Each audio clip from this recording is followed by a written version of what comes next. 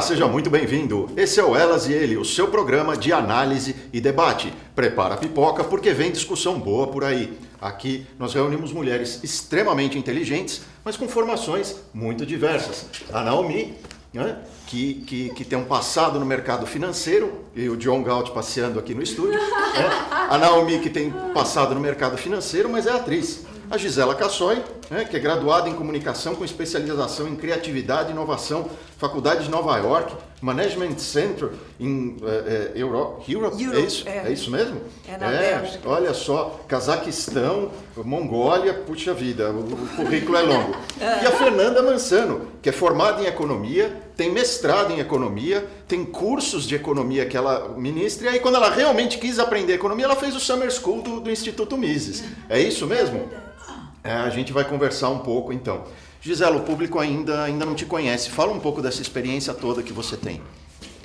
Bom, então profissionalmente eu me graduei em comunicações e quando eu estava terminando a faculdade, eu trabalhava com pesquisa de mercado. Eu ouvi falar a respeito de um congresso de criatividade nos Estados Unidos. E, na verdade, eu estava mais a fim de ir para os Estados Unidos do que para o congresso. Mas, sabe quando aí você vai com menos culpa, né? Só que quando eu cheguei lá, eu fiquei tão maravilhada assim, com a possibilidade de trabalhar com o estímulo e o resgate da criatividade das pessoas, que eu resolvi redirecionar a minha carreira. Aí eu voltei para o Brasil para me organizar, juntar dinheiro e tal. E aí voltei, fiz a formação na Universidade de Nova York em Buffalo.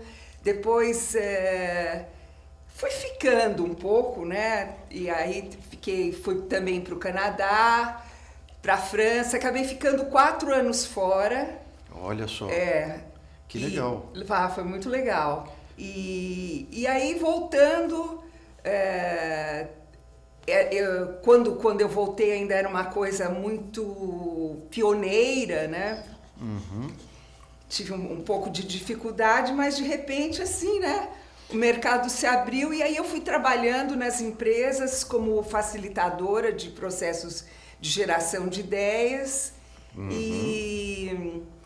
E também como palestrante, dando treinamento, eu vi isso no seu currículo, que você já trabalhou em grandes empresas. Até uma coisa que eu me pergunto, então, a menina adolescente que está pensando em fazer comunicação social, os pais dizem, não, isso não dá dinheiro, você nunca vai conseguir trabalhar numa grande empresa com isso, faça direito, faça medicina, alguma coisa assim. Não é verdade, né? E até melhor do que trabalhar numa grande empresa é ter grande empresa como cliente. Tô certo? Não faz sentido isso? Olha... No meu caso, e pelo jeito que você está falando, é porque você não notou a minha idade, porque no meu caso, meus pais não estavam nem preocupados se eu ia fazer dinheiro. Eles estavam preocupados se eu ia saber falar bem nas festas, né, e tal, porque provavelmente eu iria arrumar um marido que ia fazer bastante dinheiro. Que não foi bem assim, mas enfim, aquela coisa que foi por isso que acabou dando certo, né? Senão eles iam me cutucar para fazer essas faculdades aí que você está falando. Mas eu reparei nos seus 20 e poucos anos, desculpa, mas eu não sou tão desligado assim. E a Fernanda, que é formada em economia, tem mestrado, é professora de economia, conta um pouco dessa trajetória. Sim, eu me formei em economia e eu fui já trabalhar no mercado financeiro. Né? Depois passei pela área de startups e inovação, fiquei aí um tempo, mais ou menos 5 anos nessa área e fui para o mestrado, né? Então foi aonde eu comecei a realmente a aprender um pouco mais a aplicar a economia, tá? E depois eu fui para a docência e na hora que isso estava já o mestrado terminando também. E foi quando eu também conheci, eu estava em Maringá, eu sou de lá, sou do Paraná, e aí eu estava buscando, né, novas oportunidades, né, novas áreas para continuar meu trabalho e aplicar meu trabalho como economista. E foi quando eu comecei a vir aqui, procurar aqui em São Paulo, encontrei o Summer School, o pessoal, né, do Mises, e participei do Summer e aí consegui uma oportunidade aqui em São Paulo, né, na área de economia, como economista mesmo. Passei pelo mercado financeiro, até a Bolsa de Valores também. Que legal. Né? Então, hoje eu trabalho com essa parte mais educacional voltada para investimentos. Tá, vamos ter oportunidade de falar disso e dicas de investimento aí, se você está esperando. Temos um especialista aqui, vamos ter dica também vamos falar de emprego, então dica de como se comportar na entrevista de emprego, como procurar um novo emprego e se é o caso de não ser, deixar de ser empregado, a Gisela vai dar dicas também. Mas hoje o nosso tema é justamente emprego, né? E nós lulamos este cartaz aqui, a gente passou, não sei se dá para ver aqui, tá preto e branco, então não sei se dá para ver aqui, mas a produção tá colocando a própria imagem em cores, bonitinho. Nós lulamos essa imagem aqui do deputado Reni. Naomi, você já lulou alguma coisa de alguém? Eu já. Já lulou? Um diretor conhecido de teatro costuma dizer que o que é bom deve ser copiado. Então. Eu uso isso muito, eu faço muito, eu concordo com isso, eu acho que está muito correto. Tá, olha, vocês acham que tá frio aí em São Paulo, vocês não têm ideia como é frio em Curitiba. Tá? Vocês nem imaginam como é frio em Curitiba. Eu não tenho nenhuma cachaçazinha aqui para esquentar, não tenho uma cabritinha, não tem nada. Mas então, a gente hoje vai falar, e esse tema, apesar das brincadeiras, esse tema é muito sério, é muito importante, de criação de empregos desde a crise. Então, 2015, perdemos 345 mil empregos. 2016, perdemos 531 mil empregos, era o auge da crise, o auge da destruição de postos de trabalho. 2017 começou uma tímida recuperação, 67 mil empregos. 2018 pulou para 392 mil. 2019, o ano mal chegou na metade, nós já estamos em 408 mil. Quer dizer, e caiu, né, em termos percentuais recentemente para 12%.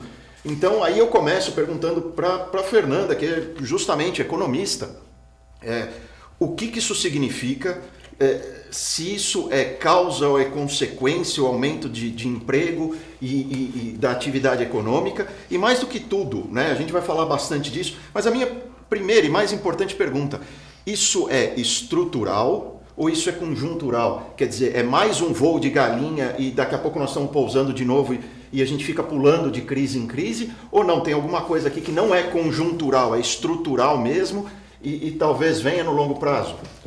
Certo.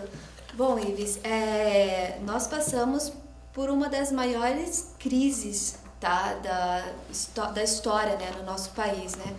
Então, isso começou em 2014 e terminou em 2016. Então, quando a gente vê essa questão da recessão, existe dois pontos importantes, tá? Qual que foi a duração dessa recessão, assim como também qual que é o tempo de recuperação, né? Então, nós, assim, perdemos, né? Se a gente vê em questão de produção, de investimento das empresas, da indústria, de consumo, né? Tudo isso, nesse período, a gente perdeu aí, mais ou menos mais de 8% de PIB, de produção. Tá? Então, assim, só comparativamente, né, uma outra crise que isso aconteceu no país foi a crise de balanço de pagamentos na década de 80. Né? Então, a gente vê assim, qual que é o tempo de recuperação em relação a uma crise. Então, a gente passou por isso e nós ainda estamos recuperando. Tá? Então, ela terminou em 2016, a gente começa a ver, né, o emprego voltar, tá? Porém, os investimentos, e principalmente o investimento da empresa, né, que a gente chama do capital fixo, né, que elas estão investindo, elas vão até 2018, mas a gente vê que não está assim, mantendo, né, uma ascendência de investimento, assim como também de consumo. Né? Então, no nosso país, o percentual de consumo em relação, tá, à produção, ao crescimento econômico, ele é muito importante. O consumo no nosso país, ele corresponde a 60% do nosso PIB. Então, assim, as pessoas, elas ainda não estão consumindo. E aí, juntando tudo isso, consumo, investimento, o governo também, a gente tem visto que o governo, ele está com as contas, né, gastando mais do que arrecada. Consequência disso, a gente tem visto as reformas, principalmente a reforma da Previdência, é devido a gastos do governo, né, que hoje a gente apresenta um déficit. Então, assim, nenhum deles ali estão realmente assim subindo, aumentando isso. Então, eu percebo assim que nós estamos saindo, né, dessa crise. Acredito sim que é uma questão estrutural, tá? Com relação principalmente à indústria, né? Como que respondem aos estímulos também do governo.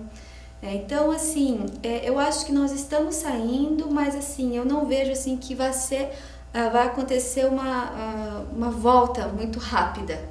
Eu acho que ela está voltando, mas assim, muito devagar. Eu acho que os agentes, eles estão esperando muito do governo. Estamos esperando a reforma da Previdência para a gente investir mais, né? E tudo isso é uma consequência para o emprego, né? Então, se a gente tem mais investimento, bom, então nós vamos vamos empregar mais pessoas. Se as pessoas estão empregadas, elas têm renda. Se elas têm renda, elas consomem. Se elas consomem, elas compram o produto da empresa, né? Então, é todo um ciclo. Mas eu acredito sim que nós saímos da crise, já da recessão, e nós estamos voltando. Ainda bem, né? Porque eu fiquei até surpresa que você falou em 2016, porque a minha impressão como cidadã e não como economista é que a gente está começando a sair agora. Para mim, 2017, 2018 cheirava a crise também, né? Mas então, pelo que eu estou entendendo, é assim, a gente começou rastejando, né? Talvez agora esteja engatinhando, alguma coisa assim, né?